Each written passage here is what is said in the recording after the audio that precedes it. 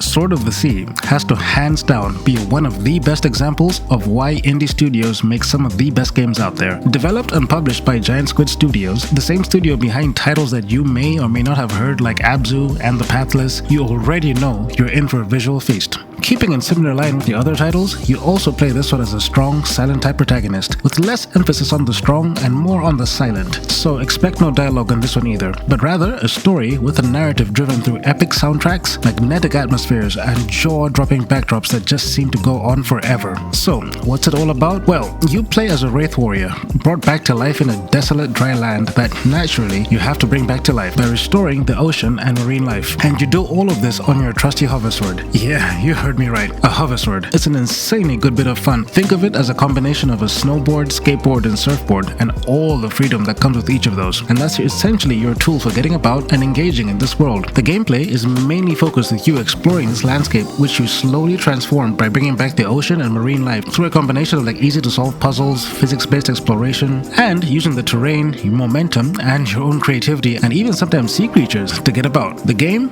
just really allows you to have fun, and if you're a fan of just being on a board, pulling off flip tricks, grinds, wall rides, and just seeing where jumps can take you, like with the old school snowboarding and skateboarding titles like Tony Hawk, this one is easily a no-brainer. Now, since the game has a heavy emphasis on the board, a large part of the world design and the physics are based on you getting about on your board. First in a small area, but that quickly opens up once you start making changes to the environment and bringing back more of the ocean. You quickly start opening up new paths and moving forward through the game, discovering new biomes, purchasing new tricks, and discovering more things you can do with the different terrain. Luckily, the playthrough is pretty linear, with you traveling through the different sections of the game as you restore the oceans to each and meet some interesting friends along the way. And one thing I particularly liked about this one is they kept it casual, because there's actually very little in terms of combat in this one. Just some encounters here and there that you'll easily one-shot that ultimately don't affect the pace of the story, and that was a great decision, I think.